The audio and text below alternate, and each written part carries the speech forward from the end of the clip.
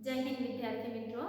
Last lecture ની અંદર છે આપણે ડિસ્કશન કર્યું કે મેરુદંડી પ્રાણી તો કે આ મેરુદંડી સજીવો જે છે એના લક્ષણો કેવા છે, બરાબર, એના વિશે છે આપણે અભ્યાસ કર્યો। તો કે એ મેરુદંડીને છે કઈ કઈ આધારે છે વર્ગીકૃત કર્યું હતું, તો કે એનું ચેતાતંત્ર શું છે, એની ઝાલરની રચનાઓ શું છે, એ બધાને એની પશ્વગુદા પુચ્છ જે છે એ શું છે એના આધારે આપણે વર્ગીકરણ કર્યું હતું, બરાબર। તો એના આધારે આપણે મેરુદંડી અને અમેરુદંડીની અંદર ભેદ સમજ્યા હતા। તેનો ભેદ છે એ શું કહે છે, તો કે આની અંદર જે છે થોડું રિવિઝન કરીએ, લેક્ચર આપણે વધારીએ કે મેરુદંડી પ્રાણીઓ જે છે એની અંદર મેરુદંડ હાજર છે, જ્યારે અમેરુદંડીની અંદર છે મેરુદંડ જોવા મળતો નથી। હવે આ મેરુદંડ છે એ શું છે તો આપણે ભણી ગયા, બરાબર, આગળના લેક્ચરોની અંદર કે શું છે મેરુદંડ, તો કે મધ્ય ગર્ભસ્તરમાંથી ગર્ભાવસ્થા દરમિયાન છે વિકાસ પામતી દંડ જેવી રચના છે, જેને આપણે શું કહીએ છીએ તો કે મેરુદંડી કહીએ છીએ, બરાબર। તો મેરુદંડી પ્રાણીમાં મેરુદંડ હાજર છે, જ્યારે અહીંયા ગેરહાજર છે। ત્યારબાદ છે કે આની અંદર છે ઝાલર હાજર જોવા મળે છે, ઝાલર ગેરહાજર જોવા મળે છે, પશ્વપુચ્છાગુદ હાજર જોવા મળે છે, પશ્વપુચ્છાગુદ છે એ ગેરહાજર જોવા મળે છે। ઉપરાંત હૃદય આમાં વક્ષ બાજુએ હોય છે, અહીંયા પૃષ્ઠ બાજુએ જોવા મળે છે। એ ઉપરાંત આપણે જોયું ચેતાતંત્ર જે છે અહીંયા કેવું હતું, પોલું, અહીંયા નક્કર, અહીંયા છે એકલ જોવા મળતું હતું અને અહીંયા છે બેવડી રચના જોવા મળતી હતી। એ બાદ છે આપણે શું જોયું હતું, અહીંયા છે કે વક્ષ પૃષ્ઠ ભાગે છે એ ચેતાતંત્ર હોય છે, તો અહીંયા વક્ષ ભાગે છે ચેતાતંત્ર હોય છે। આ બધા લક્ષણો તો આપણે આગળના લેક્ચરની અંદર ભણી ગયા કે ચર્ચા કરી ગયા। એના આધારે છે આપણે મેરુદંડ પુચ્છગુદા જે છે એના આધારે છે આપણે વર્ગીકરણ કર્યું હતું શીર્ષ મેરુદંડી, કંચુક મેરુદંડી અને પૃષ્ઠવંશી પ્રાણીઓ। જોઈએ આપણે શીર્ષ મેરુદંડી, કંચુક મેરુદંડી, એને શું કહેવાય છે બીજું નામ, તો કે પુચ્છ મેરુદંડી તરીકે ઓળખવામાં આવે છે। અને ત્યારબાદ છે એ પૃષ્ઠવંશી, બરાબર, અહીંયા સુધી આપણે છે ચર્ચા કરી હતી। પૃષ્ઠવંશીને પણ આપણે છે એ અલગ વિભાજિત કરી શકીએ છીએ, એના જડબાના આધારે છે બે ભાગમાં વિભાજિત કરી શકીએ છીએ, જડબા વિહીન અને જડબા યુક્ત, બરાબર। એના આધારે પણ આપણે બે ભાગની અંદર વિભાજિત કરી શકીએ છીએ, એક છે એના મીન પક્ષો અને બીજું છે એના ઉપાંગોના આધારે। તો મીન પક્ષોની અંદર જોવા મળતા મત્સ્ય સમુદાય અને આની અંદર છે જોવા મળતા છે આપણને સરીસૃપ, ઉભયજીવી, વિહંગ અને સસ્તન। તો અહીંયા સુધી આપણે ડિસ્કશન કર્યું મત્સ્યની અંદર છે કાસ્થી મત્સ્ય, અસ્થિ મત્સ્ય આવે ત્યારે આજે ભણવાનું જ છે। તો આપણે જોઈએ શીર્ષ મેરુદંડીની વ્યાખ્યા શું થતી હતી, કંચુક મેરુદંડી અને પૃષ્ઠવંશી કોને કહેવાય છે। તો શીર્ષ મેરુદંડી કોને કીધું હતું આપણે, તો કે જે સજીવોની અંદર સમગ્ર જીવનકાળ દરમિયાન છે શીર્ષથી લઈને પુચ્છ સુધી છે મેરુદંડ હાજર હોય તો એને કહેવાય છે શીર્ષ મેરુદંડી, બરાબર। ત્યારબાદ છે કંચુક મેરુદંડી, તો કે અથવા તો એને પુચ્છ મેરુદંડી કહેવામાં આવે છે, તો કે જીવનના અમુક તબક્કામાં ફક્ત પુચ્છ ભાગે છે એ મેરુદંડ હાજર જોવા મળે છે, જેને આપણે કહીએ છીએ કંચુક મેરુદંડી। અને પૃષ્ઠવંશીના લક્ષણો આપણે લખવાના હતા કે પૃષ્ઠવંશીઓ જે છે એ કેવા જોવા મળે છે, તો કે સ્થલજ જોવા મળે છે, જલજ પણ જોવા મળે છે। ત્યારબાદ કે ત્રિગર્ભસ્તરીય, દેહકોષ્ઠી આયોજન, અંગતંત્ર સ્તરીય અને દ્વિપાર્શ્વ સંમિતિ જોવા મળે છે। મીનપક્ષ અમુક સજીવો છે મીનપક્ષ ધરાવે છે, અમુક સજીવો છે ઉપાંગો ધરાવે છે, બંધ પ્રકારના રુધિરાભિસરણ તંત્ર જોવા મળે છે, ઉત્સર્જન માટેના જુદા જુદા અંગો છે, શ્વસન માટેના ફેફસા છે, ઝાલર કોથળીઓ છે એ બધું જોવા મળે છે, ભીંગડાઓ જોવા મળે છે, એ બધા લક્ષણો છે આપણે પૃષ્ઠવંશીની અંદર છે જોયા। ત્યારબાદ છે જડબા વિહીન, કે જે જડબા વિહીન જે રચના હતી એની અંદર આપણે શું જોયું, એક વર્ગ જોયો તો ચુષ્મુખા। કયો વર્ગ, તો કે ચુષ્મુખા। તો આ ચુષ્મુખાના આપણે વિશિષ્ટ લક્ષણો ભણી ગયા। ચુષ્મુખા જે છે એને શું કહેવાય છે, તો કે એના આગળના ભાગે છે ચૂષક જેવી રચના આવેલી છે એટલા માટે એને શું કીધું છે તો કે ચુષ્મુખા તરીકે ઓળખવામાં આવે છે। એ ઉપરાંત જોઈએ તો એ ક્યાં વસવાટ કરે છે ચુષ્મુખા તો કે ચુષ્મુખા જે છે એ એના લક્ષણો છે આપણે અહીંયા લખીએ। ચુષ્મુખા જે છે એ દરિયાઈ પ્રાણી છે। ચુષ્મુખા છે કેવું છે દરિયા એટલે કે ખારા પાણીમાં જોવા મળે છે। ખારા પાણીની અંદર જોવા મળે છે। ચુષ્મુખાના જે છે એ પરોપજીવી છે એટલે કે યજમાન સજીવના શરીર ઉપર છે ચોટી જાય છે અને જોવા મળે છે। મીન પક્ષ જે છે અસમાન હોય છે એટલે કે પાછળના એના મીન પક્ષ છે પૂંછડી જે છે સમાન હોય તો આવી રીતે રચના જોવા મળે માછલી અંદર। આ બંને કેવા કહેવાય સમાન, પરંતુ એક લાંબુ હોય એક ટૂંકું હોય તો એ અસમાન। તો મીન પક્ષ જે છે એ અસમાન જોવા મળે છે। ભીંગડા ગેરહાજર, ભીંગડા જોવા મળતા નથી એટલે કે ભીંગડા વિહીન છે। બંધ પ્રકારનું રુધિરાભિસરણ તંત્ર જોવા મળે છે। એ ઉપરાંત આપણે એના વધારાની અંદર જે ડિસ્કશન કર્યું હતું ચર્ચા કરી હતી કે અંડજનનની ક્રિયા કરે છે એટલે કે માછલીઓ દ્વારા ઈંડા મૂકવાની જે ક્રિયા છે કે સજીવો દ્વારા જે ઈંડા મૂકવાની ક્રિયા છે તેને અંડજનન કહેવાય છે। તો આ સજીવની ખાસિયત શું છે તો કે ઈંડા મૂકવા માટે મીઠા પાણીમાં જાય છે અને ત્યારબાદ છે ફરી એ ડીમ્બી અવસ્થામાંથી પાછા આવે છે। લેમ્પ્રી જે છે અને હેગફિશ છે જે આના ઉદાહરણો છે બરાબર। એટલી ચર્ચા છે આપણે આ ની અંદર છે કરી હતી। હવે છે આપણે આગળ છે ચર્ચા કરવાની છે મત્સ્ય સમુદાય। ખૂબ જ મહત્વનો આઈએમપી સમુદાય છે કારણ કે બંનેની અંદર તફાવત વારંવાર એક્ઝામની અંદર પૂછાય છે। તફાવત પૂછવાનો હેતુ એટલો જ છે કે એની અંદર બંને જે સમુદાય છે એ પૂછાઈ શકે એક સાથે છે। બંને સમુદાયના જે લક્ષણો તમને બંને વર્ગના લક્ષણો તમને આવડતા હોય તો એ બંને વર્ગના જે છે તો તમે તફાવત છે કે સર્જી શકો છો કે લખી શકો છો। તો આપણે અહીંયા એવી જ રીતે છે જોઈએ જેવી રીતે એક્ઝામની અંદર પૂછાય છે તફાવત સ્વરૂપે।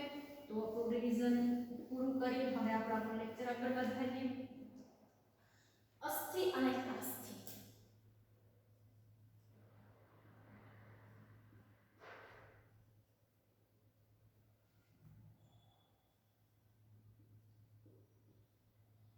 ખૂબ જ મહત્વના મુદ્દાઓ છે બંનેની અંદર લખવાના છે। ખૂબ જ ધ્યાનપૂર્વક છે લેક્ચર સાંભળવાનો છે। પહેલો જ મુદ્દો આપણે જેમ પહેલેથી ડિસ્કશન કરતા આવ્યા છીએ કે બધા જ સજીવો જે છે એના નામ પરથી જ લખવાનું છે। સછિદ્રથી લઈને અત્યાર સુધી આપણે બધું જ પહેલો મુદ્દો શાના ઉપરથી લખ્યો છે તો કે એના નામ ઉપરથી કાસ્થિ અને અસ્થિ બરાબર। તો કે કાસ્થિ અને અસ્થિ જે છે તો કે કાસ્થિ જે છે અંતઃકંકાલ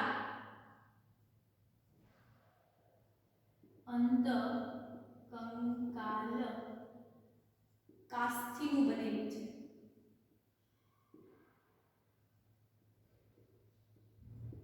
અંતઃકંકાલ જે છે પહેલો જ મુદ્દો શું કાસ્થિનો બનેલો છે। અહીંયા પહેલો મુદ્દો શું થશે અંતઃકંકાલ અસ્થિનું બનેલું છે।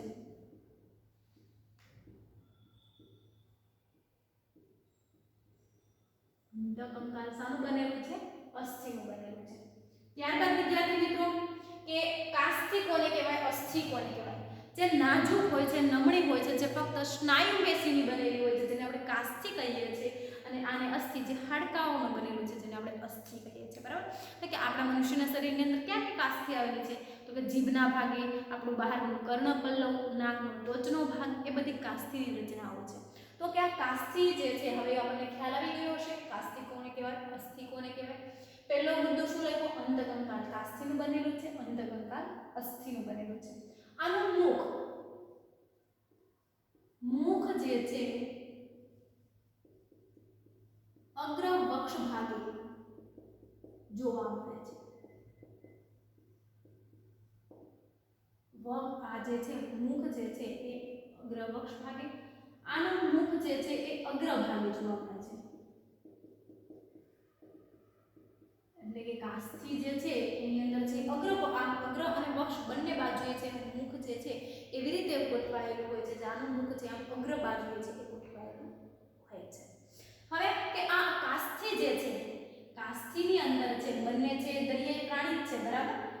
બંને દરિયામાં જ રહે છે દરિયામાં વસવાટ આ પણ છે દરિયામાં જ વસવાટ કરે છે। ઝાલરો. હવે કે આપણને ખ્યાલ છે કે મત્સ્ય છે શાનાથી શ્વસન કરે, તો કે ઝાલરોથી શ્વસન કરે, બરાબર. તો કે આમાં ઝાલર 5 થી 7 જોડ ઝાલર આવેલી છે. આ મુદ્દો તમારા ટેક્સ્ટબુક ની અંદર નથી એટલે ખાસ નોંધ કરજો. 5 થી 7 જોડ ઝાલર જોવા મળે. જ્યારે અહીંયા ફક્ત છે એ 4 જોડ ઝાલર જોવા મળે. ઝાલર એટલે કઈ ઝાલર? મંદિરની અંદર વાગતી ઝાલર નહીં, બરાબર. આ શું છે? મત્સ્ય સમુદાયનું અંગ છે શ્વસન કરવા માટેનું, બરાબર. ઝાલર દ્વારા છે એ શ્વસનની ક્રિયા છે એ કરે છે. તો એ ઝાલરની ફરતે જે ઝાલર ઢાંકણ આવેલું, ઝાલરમાં શું હોય? ઝાલર જે છે, ઝાલર એ ઝાલર ઢાંકણથી આવૃત નથી. જ્યારે અસ્થિની અંદર છે ઝાલર એ ઝાલર ઢાંકણથી આવૃત હોય છે. વિદ્યાર્થી મિત્રો અહીંયા જુઓ કે આપણે મુખ લખ્યું છે અગ્રભાગે અને આનું મુખ લખ્યું છે અગ્રય પક્ષ કે પૃષ્ઠભાગે, થોડું એવું જોવા મળે, બરાબર. કે હવે આ સજીવો જે છે એની અંદર વાતાશયો, એની અંદર છે વાતાશયો છે. શું છે? એ આપણે આ વાતાશય શબ્દ છે એ પક્ષીઓની અંદર પણ આવશે. જે અહીંયા છે આપણે પ્લવકો તરીકે, પ્લવંક એવા તરીકે પણ એને ઓળખવામાં આવે છે, બરાબર. તો કે આ જે વાતાશયો જે છે, પ્લવનાયકો છે,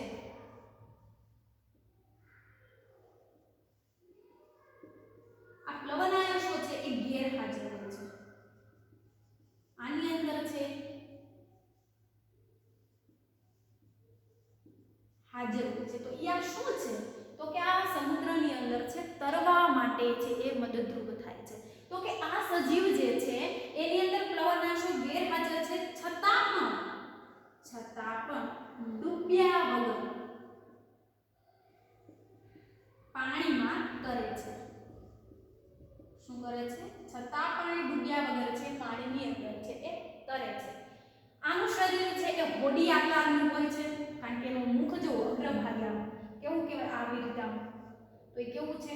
હોડી આકારનું. આનું શરીર છે બોટ આકારનું હોય છે. કેવું હોય છે? બોટ, એટલે કે આમ આગળથી આમ ધારદાર નહીં, બરાબર.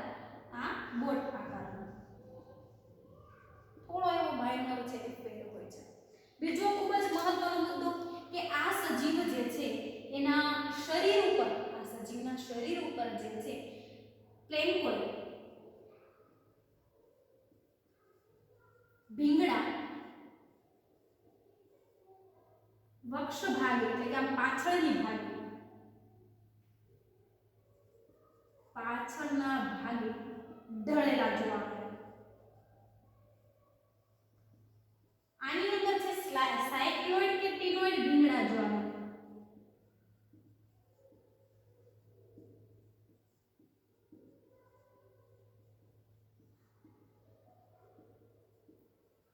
શું વિદ્યાર્થી મિત્રો ખાસ ધ્યાન આપો કે આના ભીંગડા છે પ્લેન્કોઇડ તરીકે ઓળખાય છે, આના ભીંગડા છે સાયક્લોઇડ કે ટીનોઇડ તરીકે ઓળખવામાં આવે છે. તો આ બધા છે એના વિશિષ્ટ તફાવતો છે કે આપણે પહેલા બધા મુદ્દા જોઈ લઈએ પછી ફરીવાર ડિસ્કશન કરીએ કે આ સજીવો છે એ પણ અસમતાપી છે. અહીંયા તમારા માટે બે શબ્દોનો આવશે, અસમતાપી પ્રાણીઓ. આ સજીવો પણ અસમતાપી છે. બીજો ખૂબ જ મહત્વનો મુદ્દો છે, અહીંયા લખી દઈએ આપણે, મીન પક્ષો છે અસમાન હોય છે. મીન પક્ષો સમાન જોવા મળે છે. અપવાદ સજીવ જે છે એની અંદર છે એ ઘોડો, સમુદ્ર ઘોડો.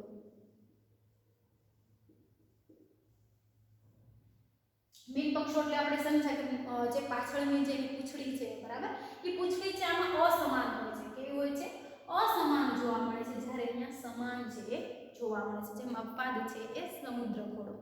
ત્યાર ઉપરાંત જોઈએ તો કે આમાં જે છે નર સજીવ જે છે એમાં આંકડી જેવી રચના આવેલી છે. પૂંછડીના ભાગે છે એ આંકડી જેવી રચના આવેલી છે. એ આંકડીનું કાર્ય શું છે? બરાબર, તો એ નર માદા સજીવ છે એને પ્રજનનની ક્રિયામાં પકડી રાખવા માટે છે. શું છે કે માદા જ્યારે છે પ્રજનનની ક્રિયા કરતી હોય છે તો એ આંકડી જેવી રચના છે, એ વળાંક જેવી રચના જે છે એ આ માદા શરીરને પકડી રાખવા માટે જવાબદાર છે. બીજું કે આ સજીવ જે છે એ બીજ ઉત્પન્ન કરી શકે છે, બીજ અંગો ધરાવે છે. શું ધરાવે છે? બીજ અંગો. ટોર્પીડો શું ધરાવે છે? ટોર્પીડો જે છે એ બીજ અંગો ધરાવે છે, એટલે કે એના શરીર ઉપર છે વીજળી ઉત્પન્ન થતી હોય એવું જોવા મળે છે. ચમકતારા જે આપણને લાઇટ પ્રોડ્યુસ થાય એવી જ રીતે છે આ બીજ અંગો છે એ ધરાવે છે. અમુક છે વિષ અંગો એટલે કે ઝેરડંખ. શું જોવા મળે છે? ઝેરી ડંખ, તો કે ટ્રાઇગોન. ટ્રાઇગોન જે છે એ ઝેરી ડંખ ધરાવે છે. ટોર્પીડો જે છે એ બીજ અંગ છે ધરાવે છે. એ ઉપરાંત આપણે જોઈએ કે આની અંદર છે બંને છે વિકાસ છે પરોક્ષ જોવા મળે છે, એટલે કે લિંબી અવસ્થામાંથી જ પસાર થાય છે.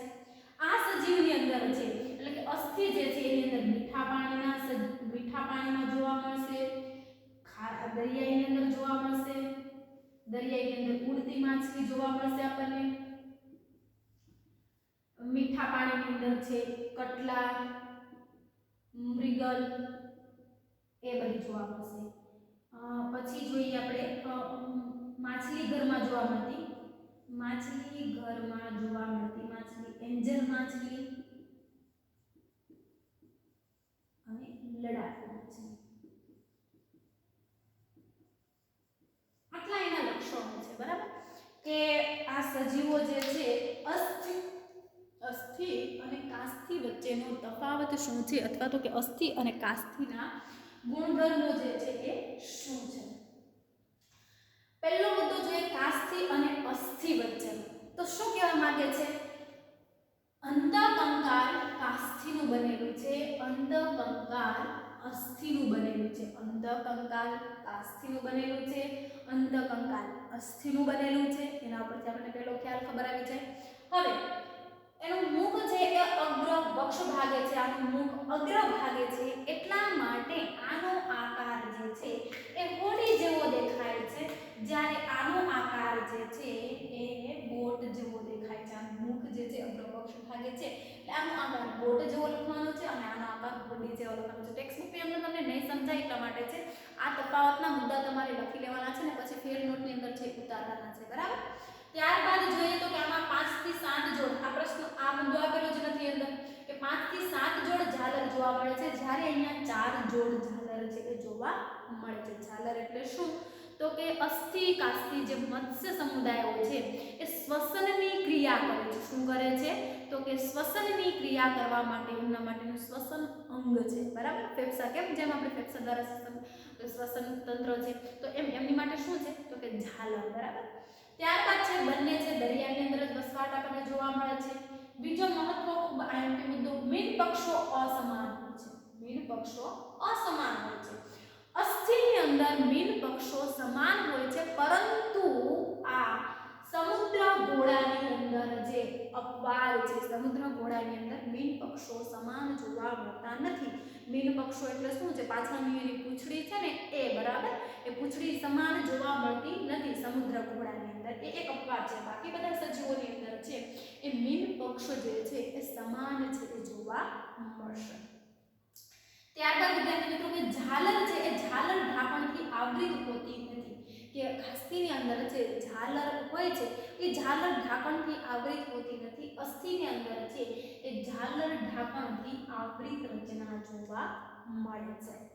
પ્લવનાયક શોક જે છે એ હાજર અહીંયા ગેરહાજર હોય છે, છતાં પણ આ સજીવો પાણીમાં ડૂબ્યા વગર રચે છે. શા માટે? કારણ કે એના શરીરનો આકાર જ એવો છે એ પાણીમાં ડૂબી શકતા નથી. આની અંદર જે હાજર છે જે શું કાર્ય કરે છે? તો કે એ પાણીની અંદર તરવા માટેનું કાર્ય એટલે કે એની ભૂમિકા છે એ ભજવે છે. ત્યારબાદ આપણે જોયું કે એની અંદર પ્લેકોઇડ ભીંગડા જોવા મળે છે, અહીંયા સાયક્લોઇડ કે ટિનોઇડ ભીંગડા જોવા મળે છે. શરીરની અંદર છે, શરીરની ઉપરની સપાટી પર છે, આની પર કેવા ભીંગડા જોવા મળે છે? એ પણ આઈએમપી સવાલ છે, 1 માર્ક્સની અંદર પૂછાઈ શકે. કાસ્થિની અંદર છે કેવા ભીંગડા જોવા મળે છે? તો કે પ્લેકોઇડ. અસ્થિની અંદર કેવા ભીંગડા જોવા મળે છે? તો સાયક્લોઇડ. ઇન્વોલ્વ. અસ્થિની અંદર કેટલા જોડ ઝાલર આવેલી હોય છે? તો કે 4 જોડ. કાસ્થિની અંદર કેટલા જોડ ઝાલર આવ્યું છે? તો કે 5 થી 7 જોડ. આપણે ચુષ્મુખા સમુદાયની અંદર જોઈએ તો કેટલા જોડ ઝાલર હતી? તો કે 6 થી 15 જોડ ઝાલર હતી. એ બધું યાદ રાખવાનું છે બેઝિક. ત્યારબાદ જોઈએ તો કે બંને અસમતાપી પ્રાણીઓ છે. અસમતાપી પ્રાણીઓ કોને કહેવાય? હવે તો એ સમજવું પડે. અથવા તો એની જગ્યાએ લખ્યું હોય અસમતાપી પ્રાણીની જગ્યાએ લખ્યું હોય શીત રુધિરવાળા. કેવા પ્રાણીઓ લખ્યું હોય? શીત રુધિરવાળા. તો કે શીત રુધિર અને ઉષ્ણ રુધિર કોને કહેવાય? તો કે જે સજીવો જે છે એ આસપાસની પર્યાવરણીય તાપમાન છે એ સહન કરી શકતા નથી, તો એવા સજીવોને શીત રુધિરવાળા તાપમાન કહેવાય અથવા તો અસમતાપી પ્રાણીઓ કહેવાય. કેવા પ્રાણીઓ કહેવાય? અસમતાપી પ્રાણીઓ કહેવાય.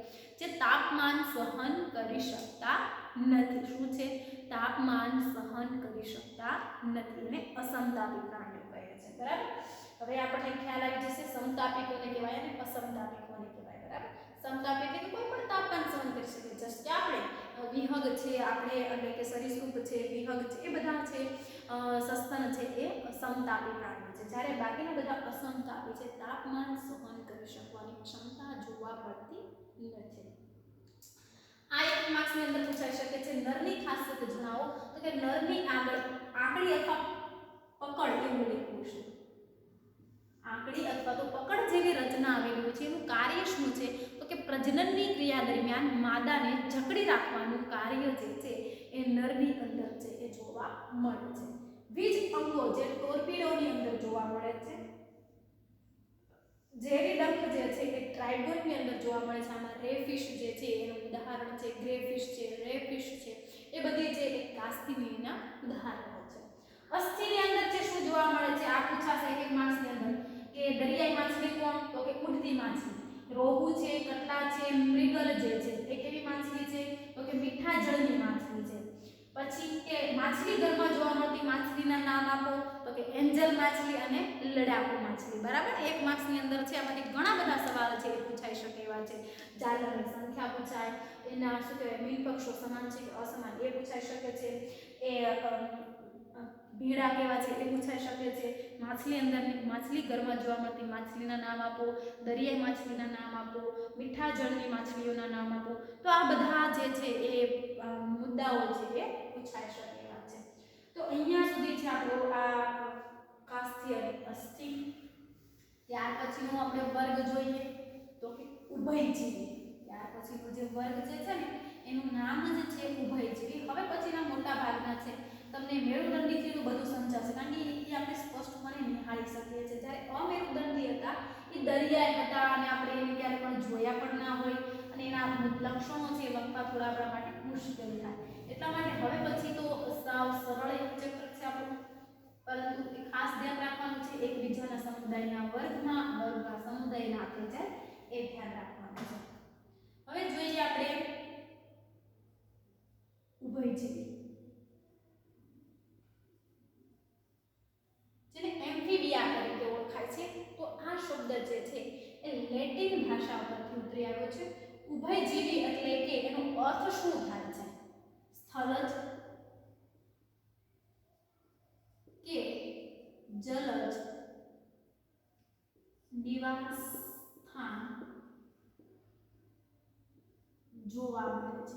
એટલે કે બંને સપાટી પર છે આ સજીવો વસવાટ કરી શકે છે. દરિયાની અંદર પણ વસવાટ કરી શકે છે અને જમીનની ઉપર પણ એ વસવાટ કરી શકે છે. પોતાનું અસ્તિત્વ છે એ ટકાવી શકે છે. બરાબર. આગળનો એક મુદ્દો રહી ગયો, સોરી, આપણે કાસ્થિ અને અસ્થિની અંદર છે દ્વિખંડીય હૃદય આવેલા હોય છે. બંનેની અંદર છે દ્વિખંડીય હૃદય છે એ જોવા મળે છે. ત્યારબાદ આપણે જોઈએ કે આ જે ઉભયજીવી જે છે એમ્ફીબિયા તરીકે ઓળખાય છે. એમ્ફી એટલે ઉભય અને બાયો મીન્સ કે જીવ. બરાબર.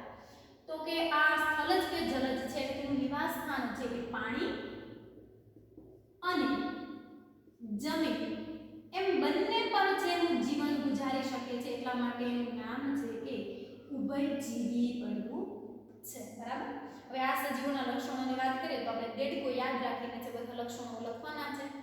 તો કે આ સજીવ જે છે એ વિકાસ તો બરાબર જ બધો થયો છે. તો કે આ સજીવ જે છે એની ત્વચા ને મારફતે શું કરે છે? શ્વસન કરે છે. ઝાલર આવેલા જ છે એની અંદર ફેફસા જેવી રચના આવેલી છે, પરંતુ એ ત્વચાની મારફતે શ્વસન કરે છે. એની મારફતે ત્વચા મારફતે શ્વસન કરે છે. બીજું કે એ સજીવ જે છે એ આંખના પોપચા મોટા હોય છે. આંખના પોપચા મોટા જોવા મળે છે. ઉપાંગો જોવા મળે છે. ઉપાંગો જોવા મળે છે, પરંતુ અહીંયા છે અમુક અપવાદ છે.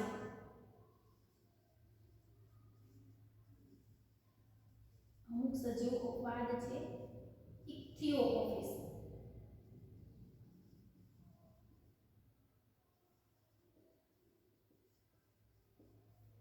જે ઉપાંગ ધરાવતું નથી, એટલે કે ઇક્થિયોફિસ જે છે એ ઉપાંગ જોવા મળતા નથી.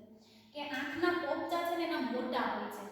એ આંખના પોપચાના ભાગે બાહ્ય કર્ણપટલ જોવા મળતું નથી, કે એના શરીરની અંદર છે બાહ્ય કર્ણપટલ જે છે એ જોવા મળતું નથી. બરાબર, કે બાહ્ય કર્ણપટલ છે એ જોવા મળતું નથી. તો એનામાં શું જોવા મળે છે?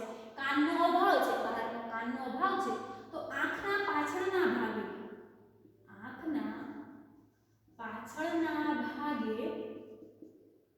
કર્ણપટલ જોવા મળે છે. શું જોવા મળે છે? કર્ણપટલ જોવા મળે છે. સાંભળવા માટેની શું રચના છે એના પર? તો કે આંખના પાછળના ભાગે છિદ્ર જેવી રચના હોય છે, જેને કર્ણપટલ તરીકે ઓળખવામાં આવે છે. બરાબર, તો કે બાહ્ય કર્ણપટલ છે એ આંખનું પોપચું છે એના પાછળના ભાગે જોવા મળે છે. ઉપાંગો હોય, જો ઉપાંગો હાજર હોય તો બે જોડ જોવા મળે છે, અથવા ગેરહાજર હોય તો પણ જોવા મળતા નથી. ઉપાંગોનું કાર્ય શું છે? તરવા માટે, ચાલવા માટે, દોડવા માટે ઉપાંગો છે એ ઉપયોગી છે. પ્રજનન જે છે એ કઈ રીતે કરે છે? તો કે એનો પાચન માર્ગ, એનો મૂત્રજનન માર્ગ અને પ્રજનન માર્ગ. એનો પાચન માર્ગ, પ્રજનન માર્ગ અને મૂત્રજનન માર્ગ જે છે એ ત્રણેય એક જ કોટરમાં ખુલે છે. એ ત્રણેય જે છે એક જ કોટરમાં ખુલે છે, જેને કહેવાય છે અવસારણી. આ યાદ રાખવાનું છે, સૌથી મહત્વનો મુદ્દો આ છે કે અવસારણી એટલે શું? બરાબર, એનો પાચન માર્ગ, મૂત્રજનન માર્ગ, પ્રજનન માર્ગ એક જ કોટરમાં ખુલે છે. ત્યાં ખુલે ત્રણેય અલગ અલગ ખુલતા નથી. તો એટલા માટે એને શું કહેવાય છે? અવસારણી કહે છે. જે બહારની તરફ છે એ ખુલી જાય છે. પછી શું ખુલે છે? એ બહાર તરફ ખુલે છે. તો આ વિદ્યાર્થી મિત્રો યાદ રાખવાનું છે, પાચન માર્ગ, મૂત્રજનન માર્ગ અને પ્રજનન માર્ગ છે એ અવસારણી દ્વાર મારફતે ખુલે છે. અવસારણી એટલે શું? એક વાક્યની વ્યાખ્યા લખો તો પાચન માર્ગ, જે સજીવોને પાચન માર્ગ, પ્રજનન માર્ગ અને મૂત્રજનન માર્ગ છે એક જ કોટરમાં ખુલતા હોય એને કહેવાય અવસારણી. બરાબર, અને એ પછી બહાર છે એ ખુલે છે. આ સજીવો પણ છે અસમતાપી છે. ત્યારબાદ આપણે જોઈએ કે એના શરીરની અંદર જે બીજી ખાસિયતો શું આવેલી છે? તો કે આ સજીવો જે છે એ ડિંબીય અવસ્થામાંથી પસાર થાય છે.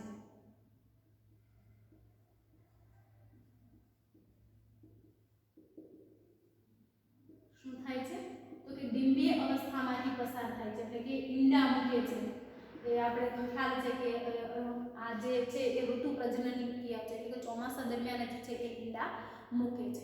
હવે આ સજીવોની એક બીજી ખાસિયત છે શીત નિંદ્રા અને ગ્રીષ્મ નિંદ્રા.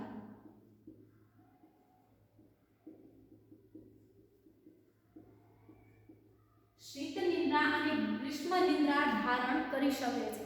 એટલે શીત નિંદ્રા કોને કહેવાય અને ગ્રીષ્મ નિંદ્રા કોને કહેવાય? તો એ સજીવો છે કે જો એને શિયાળા દરમિયાન કે ઉનાળા દરમિયાન જે છે એ ઊંડે ખાડો ગાળીને છે એ પોતાનું જીવન ત્યાં સ્થાયી કરી દે છે. હલનચલનની કોઈ ક્રિયા દર્શાવતા નથી.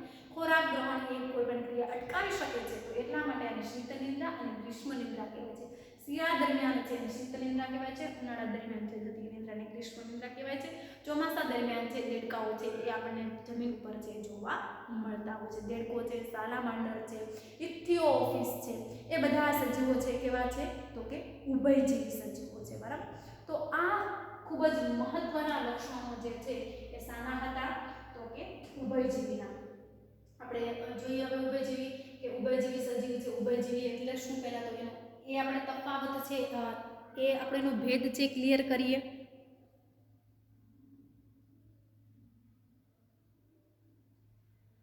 કે ઉભયજીવી પ્રાણીઓ જે છે, ઉભયજીવી પ્રાણીઓ છે શું છે તો કે સ્થલજ કે જલજ છે, એટલે કે સ્થળ પર પણ જીવન ગુજારી શકે છે અને જમીન પર પણ એનું જીવન ગુજારી શકે છે. એ ઉપરાંત એ નિવાસ સ્થાન જે છે, એનું નિવાસ સ્થાન ક્યાં છે, સ્થલજ કે જલજ બંને જગ્યાએ એનું નિવાસ સ્થાન જોવા મળે છે. એટલા માટે આ સજીવોને કેવા સજીવો કહેવાય છે, ઉભયજીવી સજીવો કહેવાય છે. બરાબર, ત્વચા છે એની ત્વચા મારફતે શ્વસન કરે છે. ત્વચા કેવી હશે, ચીકણી હશે અને ભીની હશે. તમે જુઓ દેડકાની ત્વચા જે છે એ કેવી હોય, ચીકણી અને ભીની છે આપણને જોવા મળે છે. એના મારફતે શ્વસનની ક્રિયા કરે છે. આંખના પોપચા છે મોટા હોય છે. આંખના પોપચા જે શું છે તો કે મોટા હોય છે. આંખના પોપચા છે કેવા હોય છે, મોટા છે એ જોવા મળે છે. ત્યારબાદ ઉપાંગો જોવા મળે છે. અમુક સજીવો એવા છે કે જેની અંદર ઉપાંગો જોવા મળતા નથી. અમુક સજીવો એવા છે કે જેમાં ઉપાંગો જોવા મળતા નથી, જેમ કે ઇથિયોફિસ છે, એની ઉપાંગો વિહીન છે. અમુક જે સજીવોની અંદર ઉપાંગો જોવા મળે એની અંદર 2 જોડ ઉપાંગો છે જોવા મળે છે. એ ઉપાંગોનું કાર્ય શું છે તો કે તરવા માટે, ચાલવા માટે, દોડવા માટે બધે છે ઉપયોગી બને છે. બાહ્ય કર્ણપટલ જોવા મળતું નથી, એટલે કે કાનની રચના જોવા મળતી નથી. તો એને સાંભળવા માટે શું જોવા, એને કર્ણ માટે છે શું આવેલું હોય છે તો કે કર્ણપટલ આવેલું હોય છે. શું આવેલું હોય છે તો કે કર્ણપટલ જોવા મળે છે.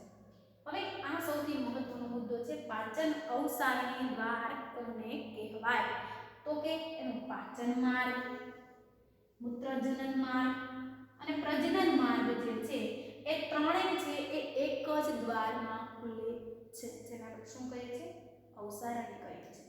એવો જ એક બીજો સૌથી મહત્વનો મુદ્દો છે હૃદય. એનું હૃદય જે છે એ ત્રિખંડીય હોય છે. હૃદય છે જેમ આપણે હમણાં જોયું અસ્થિ અને કાસ્થિની અંદર હૃદય કેવું હોય છે, દ્વિખંડી હોય છે. એક જ કોટર હોય છે અને એક જ ક્ષેપક હોય છે. બરાબર, હવે તમે સસ્તનનું હૃદય તો ભણી જ ગયા છો. 10મા ધોરણની અંદર કેટલા કોટર હોય છે તો કે 4 કોટર હોય છે. બરાબર, તો કે અહીંયા હૃદય છે એ ત્રિખંડીય છે, એટલે કે 2 કર્ણ 1 ક્ષેપક, 2 કર્ણ 1 ક્ષેપક જે છે એ જોવા મળે છે. 2 કર્ણકો અને 1 ક્ષેપકોની રચના છે એ જોવા મળે છે. તો એટલા માટે એ સજીવો કેવા કહેવાય તો કે એ સજીવો જે છે 2 કર્ણક અને 1 ક્ષેપક, તો એવા સજીવો છે એને આપણે છે ત્રિખંડીય હૃદય ધરાવે છે. તો આ ઉભયજીવીની અંદર જ ત્રિખંડીય હોય છે, એટલા માટે તો અસમતાપી પ્રાણી છે, તાપમાન વધારે પડતું સહન કરી શકતા નથી. આપણે બેવડું પરિવહન તંત્ર છે એ ભણી ગયા ધોરણ 10 ની અંદર. બરાબર, તો એમાં શું જોવા મળતું હતું તો કે અસમતાપી પ્રાણીઓ જે મત્સ્ય સમુદાય છે એની અંદર છે ફક્ત દ્વિખંડીય હૃદય જોવા મળે છે. ઉભયજીવી જેમાં ત્રિખંડીય જોવા મળે છે. સસ્તન એક જ એવું છે કે એની અંદર રુધિર 2 વખત પરિવહન થાય છે, જેને આપણે બેવડું પરિવહન તંત્ર કહેતા હતા. એટલે કે અહીંયા જે છે શુદ્ધ અને અશુદ્ધ રુધિર છે મહદ અંશે ભેગું થાય છે. કહેવાનો અર્થ શું છે તો કે આનું શુદ્ધ અને અશુદ્ધ રુધિર છે એ મહદ અંશે ભેગું થાય છે, એટલે તાપમાનથી સહન કરી શકતા નથી. એટલા માટે અસમતાપી પ્રાણીઓ છે. હવે આ સજીવો જે છે એ વિકાસ પરોક્ષ જે છે એટલે કે ડિંભી અવસ્થામાંથી છે એ પસાર થાય છે, ઈંડા મૂકે છે અને ત્યારબાદ છે દેડકાની તો ઘણી બધી અવસ્થાઓ છે. પેલા દેડકા જે છે એ ડિંભી અવસ્થામાંથી છે જુદા જુદા 4 સ્ટેજમાં પસાર થાય અને ત્યારે પુખ્ત દેડકો છે બને, ઝાલરવાળો દેડકો બને, મીનપક્ષવાળો દેડકો બને અને પછી પુખ્ત દેડકાનું નિર્માણ થાય છે ડિંભી અવસ્થામાંથી. આ સજીવો છે શીત નિંદ્રા અને ગ્રીષ્મ નિંદ્રા છે એ ધરાવે છે. તો આ ખૂબ જ મહત્વના લક્ષણો આપણે શાના જોયા તો કે ઉભયજીવીના જોયા. એ પહેલાં છે આપણે ફરીવાર એક વખત રિવાઇઝ કરી લઈએ. આપણે શું ભણ્યા છીએ તો કે આપણે છે અસ્થિ અને કાસ્થિ વચ્ચેનો ભેદ ભણ્યા. અસ્થિ કોને કહેવાય, જેનું અંધકંકાલ સંપૂર્ણપણે અસ્થિનું બનેલું હોય. કાસ્થી કોને કહેવાય? તો કે જેનું અંતકંકાલ છે સંપૂર્ણપણે કાસ્થીનું બનેલું છે. મુખ્ય તફાવત ફરીવાર બોલી જાઉં છું. કાસ્થીની અંદર છે 5 થી 7 જોડ ઝાલર હોય છે. અસ્થિની અંદર છે 4 જ જોડ ઝાલર હોય છે. અસ્થિનું મુખ છે જે અગ્રપક્ષ બાજુ હોય છે, આનું અગ્રીય ભાગે હોય છે. અને કાસ્થીની જે રચના જે છે એનું બોટ આકાર હોય છે. અસ્થિની છે હોડી આકારનો આકાર છે. મીન પક્ષ જે છે એ કાસ્થીની અંદર અસમાન હોય છે, અસ્થિની અંદર સમાન હોય છે, પરંતુ અપવાદ સ્વરૂપે શું છે? તો કે અપવાદ સ્વરૂપે સમુદ્ર ઘોડો છે.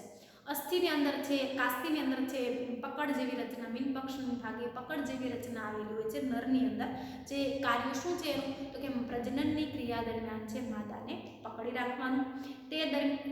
એ ઉપરાંત આપણે જોઈએ આગળ તો કે વીજ અંકો જોવા મળે છે, ટોરપીડો. ત્યારબાદ છે કે ડંખ, ઝેરી ડંખ છે જોવા મળે છે. ટ્રાયગોન એ છે આપણને કાસ્થીની અંદર જોવા મળે છે. અસ્થિની અંદર કઈ કઈ માછલી આપણને જોવા મળતી હતી? તો કે ઉડતી માછલી છે, દરિયાઈ માછલી છે. મીઠા જળની માછલી તો કે રોહુ, કટલા અને મૃગલ. માછલી ઘરમાં જોવા મળતી માછલીઓ, 1 માર્ક્સનો સવાલ, તો કે એન્જલ માછલી અને લડાકુ માછલી. તો આ બધા આપણે લક્ષણો જોયા વાતાશયોની. એકની અંદર ગેરહાજર છે છતાં પણ છે એ પ્લવનાયશો છે, ગેરહાજર છતાં પણ એ ડૂબ્યા વગર છે એ તરે છે. પ્લેનકોડ ભીંગડા જોવા મળે છે અને સાયક્લોઇડ અને ટીલોઇડ છે એ ભીંગડા જોવા મળે છે. હવે આપણું લેક્ચર, આપણું ચેપ્ટર જે છે એ એન્ડ તરફ જઈ રહ્યું છે. અને તમે આખા જે બધા જ લક્ષણોની તમે વર્ગીકરણ કરો તો તમને એક પાછળ છે એ કોષ્ટક પણ આપ્યું છે, કયા કયા સજીવોના મુખ્ય લક્ષણો છે, સંમિતિ શું છે, એના મુખ્ય લક્ષણો શું છે, એની કોષ્ઠ આયોજન શું છે, અંગતંત્રી આયોજન શું છે, એ આપણને એક સારાંશ સ્વરૂપે છે એક કોષ્ટક પણ આપ્યું છે, જેનાથી તમને સરળતાથી યાદ રહી શકશે. એના બેઝિક લક્ષણો છે, મુખ્ય લક્ષણ એક એક છે, બધાની અંદર છે આપ્યા છે. તો આજના હોમવર્કની અંદર જ આપણે 3 ટોપિક ભણ્યા છીએ, કાસ્થી, અસ્થિ અને ઉભયજીવી. તો એ ત્રણેય સમુદાય જે છે એને આપણે હોમવર્કની અંદર છે વ્યવસ્થિત છે લખવાના છે. કાસ્થી અસ્થિવાળો તફાવત છે મોટા ભાગે એક્ઝામની અંદર છે એ પૂછાય છે, તો એ ધ્યાનપૂર્વક છે એ આપણે ટેક્સ્ટબુક માંથી જોઈ અને જે આપણે સરળતાથી છે સમજી, જે મુદ્દા નથી એ આપણે અહીંયા બોર્ડ પર લખાતા એ બોર્ડમાંથી વધારાના મુદ્દા છે ત્યાં એડ કરવાના છે. તો અહીંયા છે એટલું હોમવર્ક છે, તમારા 3 ટોપિક હોમવર્કની અંદર લખવાના છે. નવા લેક્ચર સાથે કે આપણે હવે વિહંગ છે, સરીસૃપ છે અને સસ્તન એ 3 સમુદાય છે બાકી રહે છે. એ સમુદાય છે આપણે પછીના લેક્ચરની અંદર જે અભ્યાસ કરીશું. જય હિન્દ.